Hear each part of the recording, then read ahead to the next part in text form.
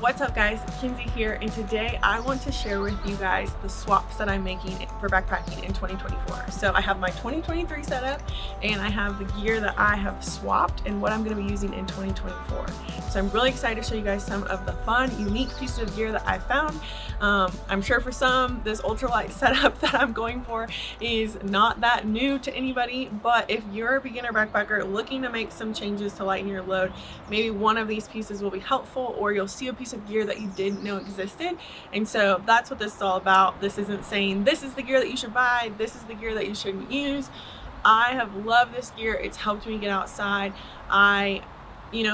Based on what I knew at the time, this is what I bought and what I could afford and what I was willing to invest into a hobby that I wasn't quite sure if I was going to love. And so now that I have more experience, now that I am hiking longer miles, that I am doing backpacking more often, I have just found that this is the gear that I want to switch to. And for all of you gear nerds, before we get started, I will put all of the specs and prices and things on the screen for each item.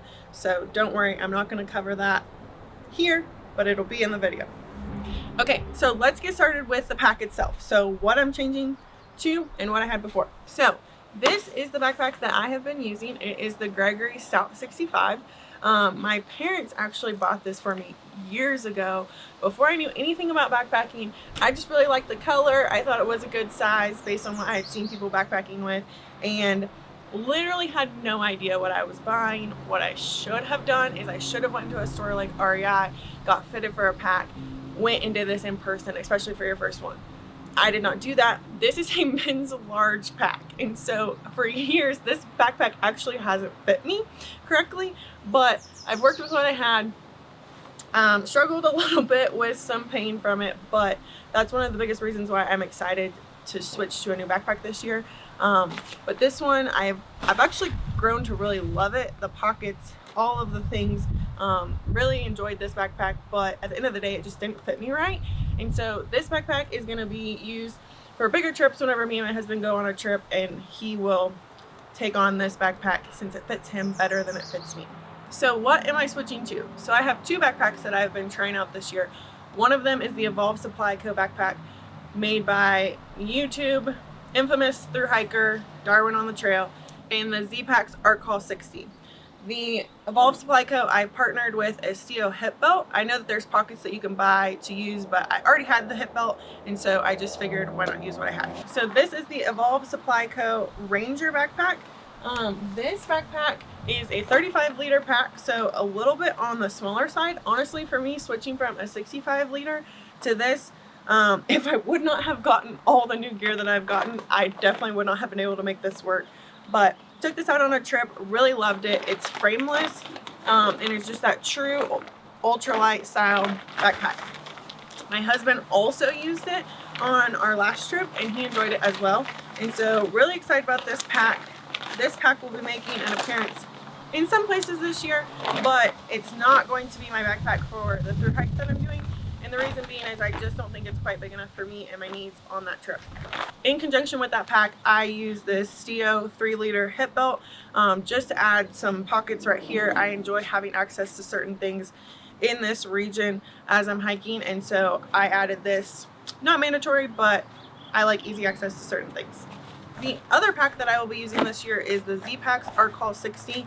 This is a backpack that they've had for a while, but they just came out with it in these new color waves for girls, and they're super awesome, super bright and fun. We love some color. I feel like a lot of backpacking gear is very mundane and black and gray, and so really love the color of this, and really just have loved this backpack. It's a 60-liter pack, and I have added the hip belt pockets, the cell phone shoulder pocket, and then the water bottle shoulder pocket as well. And so I have been fine-tuning this setup a little bit. I'm gonna have to put a V-strap on here when I do my thru hike so that I can take my bear can with me.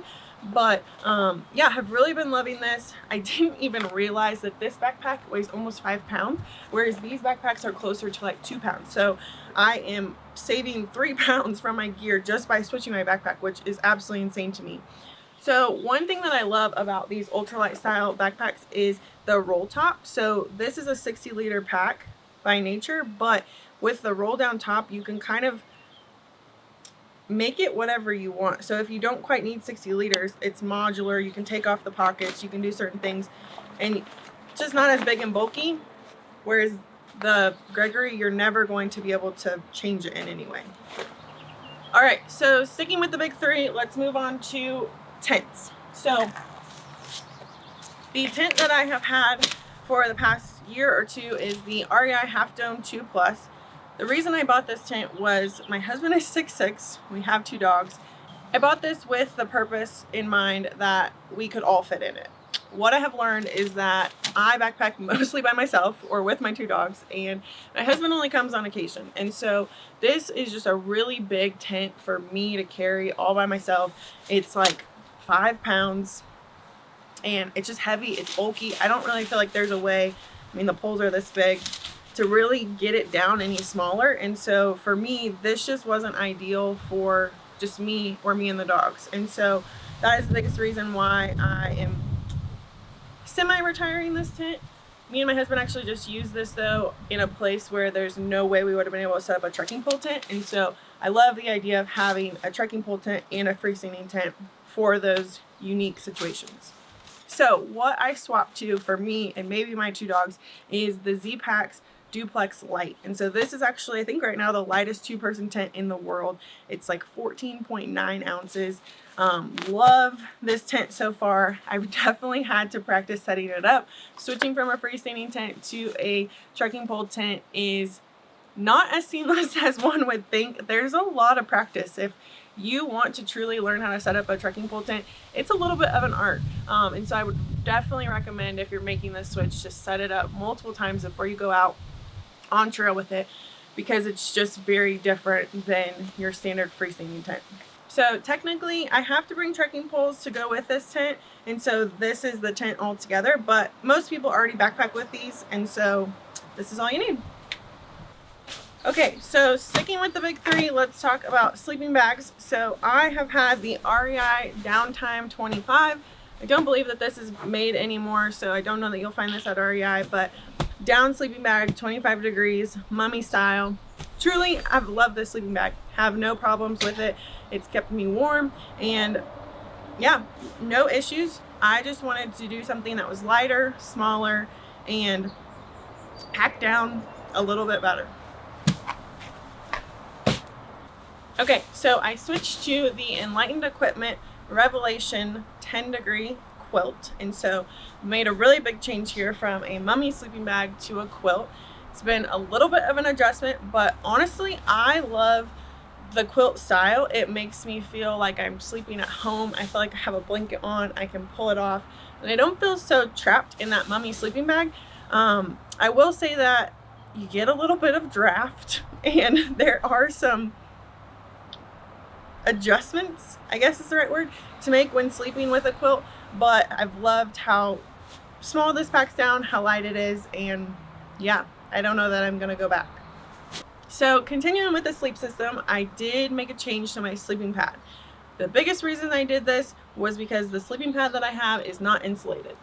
So I've been using for the past couple of years the Static V by Climate, and it is not insulated. And so the biggest reason I made the switch was because with the quilt, it is so important because you don't have that sleeping bag material underneath you. And so your sleeping pad is half of the warmth of your sleep system. And so you really need to get a good sleeping pad, really, no matter what.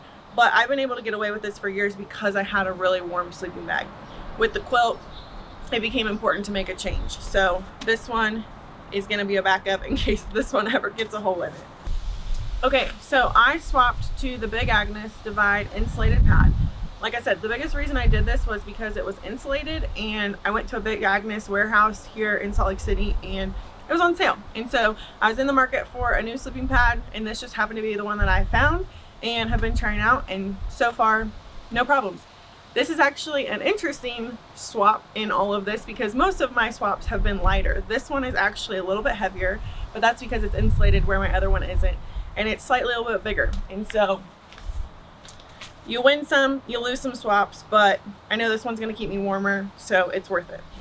Okay, so this next one, when I made the switch to ultralight backpacking, I had zero idea. I had to scour the internet to find this information. But when I got my ultralight backpack, I was looking for a rain cover. So in your packs that you buy normally at like REI, you get a rain cover with your pack. And so I was like, where the heck is this?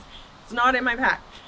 Technically, the ultralight backpacks are a waterproof material, but nothing's truly waterproof. And so one thing that I learned is no more rain cover, and instead we use a pack liner. So I actually love this because if it starts raining, I don't have to stop, take off my backpack, put my pack cover on. My pack liner is just always in my bag, always waterproofing the things at camp when I need to. And yeah, you just don't have to stop on trail if it starts raining. That's the last thing you want to do when it starts raining, is stop and just sit there.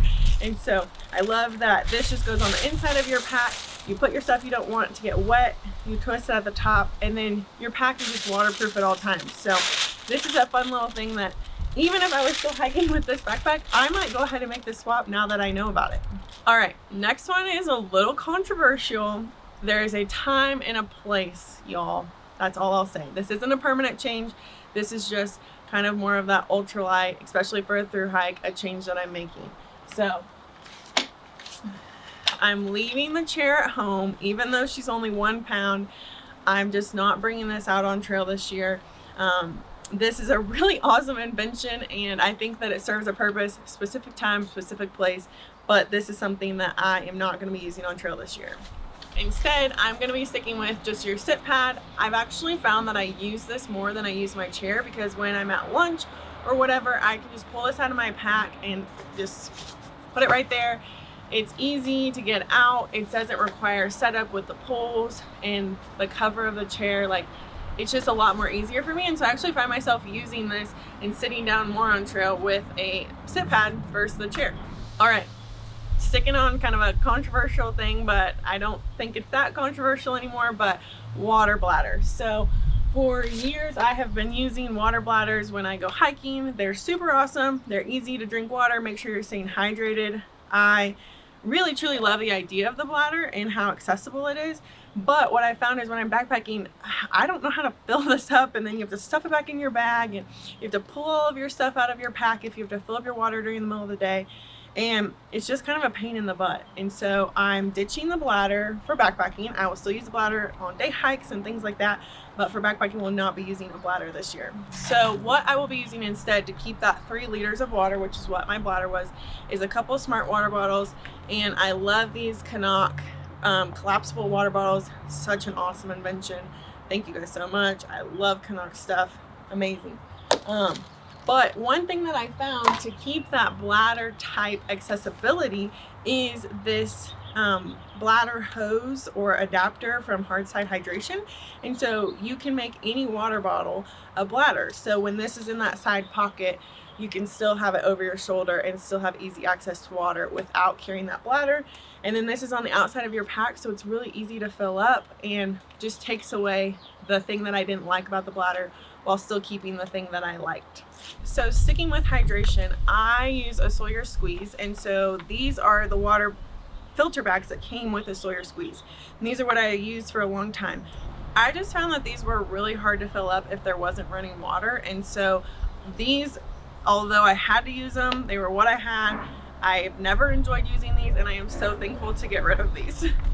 So I'm switching to the Canuck Vector bag, and I love this because you can just easily open the mouth of this and scoop up water in 1 or 2 swoops. And then you can just connect your Sawyer to the end of here and filter your water just like the bags. But I've just found that this is so much easier when there's not running water around. All right, so moving on to just some really small little changes. Bought this years ago at a gas station. This has been my trowel. Upgrading this year to the pack trowel. I love this trowel because it's metal, the other one was plastic, so this one is just easier to dig holes. I love that there's the 6-inch mark, so you know exactly how deep to dig your hole. And then there's these little pieces of toilet paper in here that you can use, as well as these little tablets in the bottom that will help break down your poop and turn it into flowers. All right, another small little swap is my headlamp. And so for a long time, I've just had multiple of these, but just really cheap. I think this one's Ozark Trail headlamps, whatever I could find, whatever I could use, battery powered. The biggest reason I swapped was because I wanted one that was USB chargeable or rechargeable, and so that is why I got the Nightcore headlamp. And so you can charge this with an external battery pack, so you don't have to carry extra batteries in the backcountry.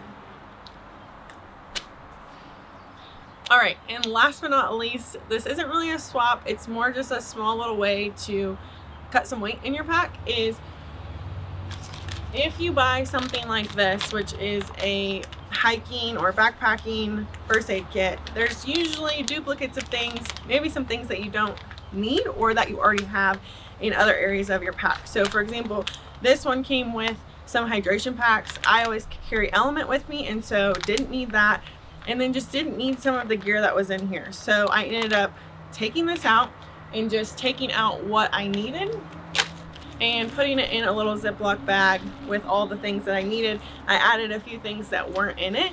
And so yeah, just use what you need in your first aid kit and leave at home what you don't. Build your own first aid kit. So that wraps up what I'm switching. Now let's talk about some gear that I'm adding to my pack. With making the swap to the quilt, I have learned about sleeping bag liners. I know that they're a thing for sleeping bags as well, but I definitely wanted this when I was using that quilt because I didn't want to be sleeping right on my sleeping pad. I don't love the feeling of that. I also really just don't love the feeling of sleeping bags in general, and so making a sleeping bag liner addition to my pack has been really great for me. I love the cozy feel of it instead of that weird sleeping bag material. This is also what I found, it's going to extend the life of my sleeping bag or my sleeping quilt because I won't be getting all that dirt and grime and stinkiness. We all know we stink in the backcountry on my sleeping bag or my quilt, and so I can easily come home from an overnight trip, a couple day trip, and wash this versus having to wash my sleeping bag. And so I think that this will help actually extend the shelf life of my sleeping bag. Another piece of gear that I'm adding is this trail rag from Glacial Gear, and so I'm going to hang this on the front of my pack. I can use this to clean out my dish at the end of the night. I can use it to wipe my face, wipe my sweat, whatever I need, but just having some sort of little towel is really helpful. You guys should already know about this if you've been following my channel. I am bringing a backpacking food cozy into the backcountry this year. I made this. Go check out my video on how to make your own, but this is something I'm really excited about and just love that it helps keep my food a little bit warmer in the backcountry. So the next thing I'm bringing along this year is this little cameo journal. So I take a ton of pictures, ton of videos, but I wanted something that I could journal, other people could write in it, like just having little more like memorable things from trips other than just pictures and videos. So really excited to bring this along on my trips this year. All right, and last but not least, I had a food bag. This is technically a swap, but I got this pack from Hilltop Packs. My husband got it for me for my birthday. It's got some fun pictures of the dogs, me and him, my podcast, and so I just love little flares of custom gear. I think they're so fun, and so really excited. All right, so now we got to get into what's staying the same. So first up for the gear that I am keeping the same are my frog togs. So for when it rains, I'm bringing these on the trail. It's a little jacket, little pair of pants, and just a really easy lightweight thing to put in my pack to keep me dry on the trail. So the next thing I'm keeping is my Outdoor Vitals pillow. So I haven't felt any need to change my pillow, and I've loved this pillow. I got it many years ago, but keeping it the same. Another thing I'm keeping the same is my cook setup. So I have the silver ink pot and spork, and I have a little pocket rocket in here with my fuel, and yeah, tried and true, no need to change it. Okay, so we already talked about it a little bit, but Sawyer Squeeze, keeping it the same. Love this water filter. All my things fit this water filter, so no need to change. All right, so another thing that's staying the same is my little ditty bag. I have my toothbrush, my toothpaste, chapstick, a little knife, little tablets for water purification in case my water filter, something happens to it or it freezes up. Just really random little things, but this is staying the same. Then we have the Kula cloth for all my girls. If you know, you know. My friend, I actually had a different one, so this is technically a swap, but my friend was so kind and got me one with my podcast on it. How fun! I already said this, but Love custom gear. Such a fun little gift idea for your outdoorsy friend. Then we have one of the most important things that you can take into the backcountry, which is your satellite GPS communicator, Garmin inReach. I love it. Zero qualms. It has worked so well. I love when I go by myself that I have an opportunity to text my husband and say, hey, I made it safe to camp. Let him know that things are going okay. And when you're by yourself, or even really if you're in a group, if someone were to get hurt, like having the option to have someone come and rescue you if you don't have cell phone service. Like, this is a crucial piece of gear that if you don't have, you need something that's going to help you if you get into a situation that you didn't expect. All right, I know it's kind of a duplicate. Ultralighters, don't come at me, but I do bring a coffee mug. I know I have a pot, but this is staying with me this year.